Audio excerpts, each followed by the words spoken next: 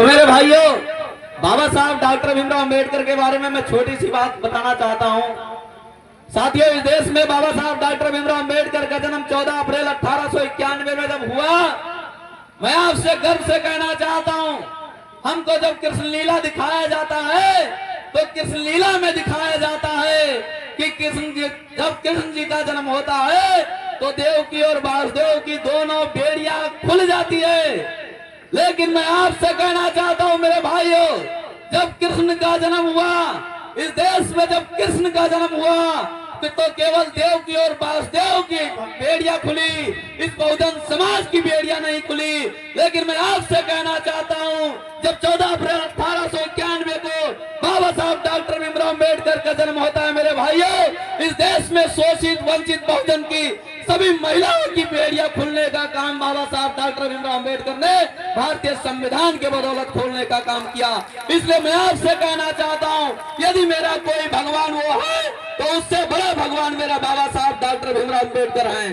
क्योंकि बाबा साहब डॉक्टर भीमराव अंबेडकर ने यदि वो हमको ताकत नहीं दी होती तो आज मैं यहाँ पर मंच पर धार नहीं रहा होता।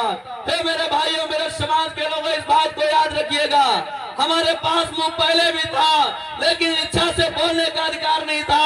हमारे पास दांत पहले भी थे लेकिन इच्छा से खाने का अधिकार नहीं था। हमारे पास हाथ पहले भी थे लेकिन इच्छाओं से चलने का अधिकार नहीं था। और यदि ये सब मिला तो बाबा साहब डॉक्टर भीमराव अंबेडकर के बदौलत मिला। इसलिए मैं आपसे कहना चाहता हूं मेरे भाइयों, जब तक मेरे शरीर में एक एक खून का टुकड़ा बचेगा, मैं ऐसे बाबा साहब डॉक्टर भीमराव अंबेडकर का ऋणी रहूंगा और मैं ऐसे महापुरुष को कभी नहीं भूल पाऊंगा। क्योंकि अगर किस हमको मिला तो बाबा साहब डॉक्टर भीमराव अंबेडकर के बदौलत मिला। मेरे भाइयों, आज बाबा साहब डॉक्टर भीमराव अंबेडकर एक समय था जब बाबा साहब डॉक्टर अंबेडकर ने कहा था, हे मेरे मिशन के लोगों, हे मेरे समाज के लोगों, यदि मेरे इस कारवा को आप आगे बढ़ा मत पाना तो इस कारवा को यहीं पर छोड़ देना और इस कारवा को यहाँ से पीछे मत लाना। और आज मैं अगर देखता हूँ मेरे भाइयों तो बाबा साहब डॉक्टर भीमराव अंबेडकर का कारवा पीछे होता नजर आ रहा है। यह हमारे लिए दुख की बात है। आज हमारे पास इतनी सुविधाएं हैं, आज हमारे पास इतने साधन हैं, आज हमारे पास इतने संसाधन हैं, फिर भी हम लोग वंचित होते जा रहे हैं।